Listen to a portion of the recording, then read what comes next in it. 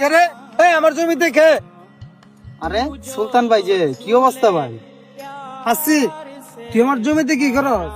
আরে ভাই, এই জমি তো আমাদের। আব্বা মরার পর তো এই জমি আমিই চাষ করতেছি।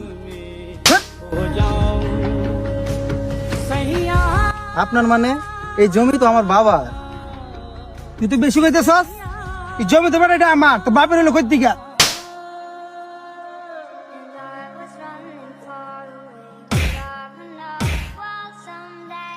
গরিব হইয়া লাখ টাকার স্বপ্ন দেখস।